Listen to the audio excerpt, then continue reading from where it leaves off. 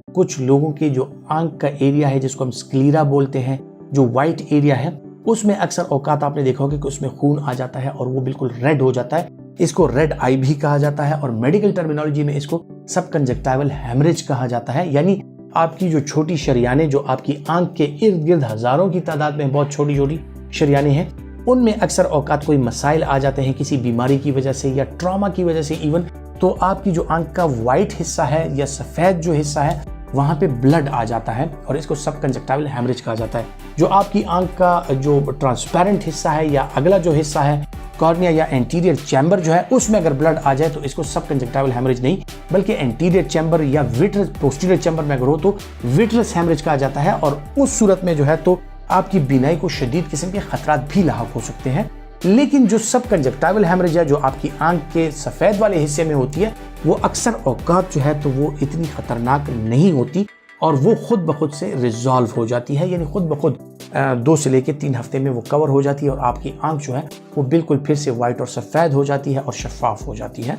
लेकिन ये होता क्यों है? इसकी सबसे बुनियादी वजह या खुदा न खास्ता आपकी आंख में चोट लगी है, कोई ट्रॉमा हुआ है, उसके साथ हो सकता है। इसके अलावा अगर आप आंख बहुत ज्यादा फोर्सफुली मलें, उसके साथ हो सकता है। कोई फॉरेन बॉडी आ जाए, बाहर से कोई जर्रा पड़ जाए, उसके साथ हो सकता है। या जो है खुदा न खास्ता आप में ब्लड के कोई मसाइल है, आपका ब्लड बहुत थिन है, आप हीमोफीलिया का शिकार है या क्लॉटिंग फैक्टर की डेफिशिएंसी है, क्लॉटिंग फैक्टर्स आपके ब्लड में नहीं है और आपका ब्लड फ्लो जो है वो ज्यादा है, या आप ऐसी दवाइयों का इस्तेमाल कर रहे हैं जिसकी वजह से आपका ब्लड बहुत थिन हो चुका है, जिस तरह के वारफरीन, जिस तरह के एस्प्रिन, क्लोपिडोग्रिल वगैरह का दवाइयों का इस्तेमाल जो कार्डियक पेशेंट्स करते हैं, उन लोगों में भी ब्लड बहुत थिन हो जाता है और अक्सर औकात उनको सबकंजक्टिवल हेमरेजेस का जो प्रॉब्लम है वो हो सकता है और उनके अक्सर औकात आंख में खून उतरा हुआ होता है और आंख उनकी सुर्ख हो जाती है। इसी तरह ख़वातीन हज़रात कुछ शरियानों की बीमारियां हो सकती हैं जिनमें छोटी छोटी रगें हैं, वेस्कुलाइटिस जिनको कहा जाता है, जो रगों की बीमारियां होती हैं जिनमें रगों की सूजन आ जाती है। उस दौरान भी जो है तो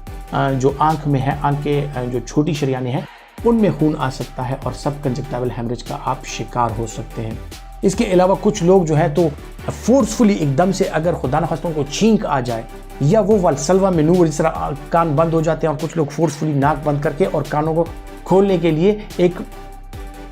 ये मैनूवर करते हैं, इसको वाल्सल्वा मैनूवर कहा जाता है। वाल्सल्वा मैनूवर के साथ भी आंख पे बहुत ज्यादा प्रेशर पड़ता है और उसके साथ भी आपको सबकंजक्टिवल हेमरेज हो सकती है और ये जो है तो ज्यादा भी हो सकती है। सो वाल्सल्वा मैनूवर या किसी भी तरीके से आपका इंट्राक्रेनियल प्रेशर बढ़ जाए उस वजह से जो है, या आप बहुत ज्यादा ब्लड प्रेशर आपका बढ़ जाए जो कि आपकी शरियानों के कंट्रोल से बाहर हो जाए, उसमें छोटी छोटी शरियानों का डैमेज हो जाना वो नॉर्मल सी बात है। और ब्लड प्रेशर के मरीजों में भी जो है तो आंख में सबकंजक्टिवल हेमरेज हो सकता है। अब ये मुख्तलिफ चीजें हैं जो मैंने आपको गिनवाई कि इनमें आपको सबकंजक्टिवल हेमरेज हो सकता है। सबकंजक्टिवल हेमरेज में घबराने की जरूरत नहीं होती, लेकिन आपको जरूर अपनी आंख के मुस्तनद डॉक्टर को अपनी आंख दिखानी है कि खुदा न खास्ता ये कोई एंटीरियर चैम्बर या विट्रस हेमरेज तो नहीं है, कि आपका डॉक्टर आपकी आंख को देख के तशखीस कर सके कि ये सबकंजक्टिवल हेमरेज है जो अक्सर औकात खतरनाक नहीं होता। लेकिन अगर ये एंटीरियर चैम्बर या विट्रस हेमरेज पोस्टीरियर चैम्बर में है तो इससे आपकी आंख की बीनाई भी मुतासर हो सकती है। सो आंख के डॉक्टर से उसका मुआयना करना जो है वो बहुत ज्यादा जरूरी है। अगर आपकी आंख में सबकंजक्टिवल हेमरेज है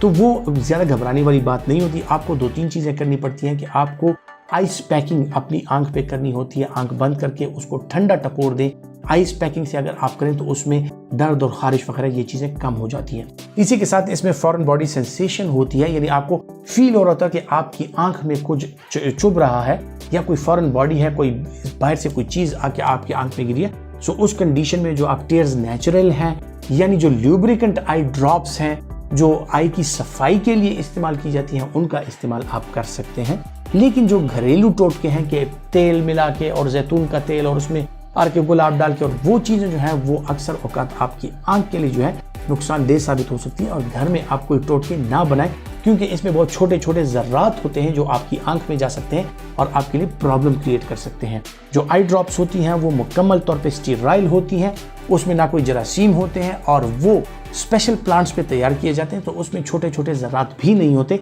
जो आपकी आंख के लिए सेफ होते हैं। इसी तरह अगर आपकी आंख में सबकंजक्टिवल हेमरेज है तो उसके लिए जो है तो आप अपनी आंखों को ठंडा रखें, ज़्यादा रीडिंग वगैरह या ज़्यादा अपनी आंख पर जो है तो प्रेशर डालने से परहेज़ करें, क्योंकि बहुत ज़्यादा लैपटॉप का इस्तेमाल, बहुत ज़्यादा रीडिंग या बहुत छोटी लिखाई अगर आप पढ़ते हैं, आपकी आंख पे प्रेशर पड़ता है, उसके साथ ये सब कंजक्टिवल हेमरेज ज़्यादा भी हो सकता है और इसकी रिकवरी जो है वो लेट भी हो सकती है। सो आप अपनी आंखों को आराम दें, बहुत ज़्यादा रोशनी में या बहुत अंधेरे में ना जाएं, जो नॉर्मल रोशनी है वो रखें, अपनी आंखों का ख्याल रखें,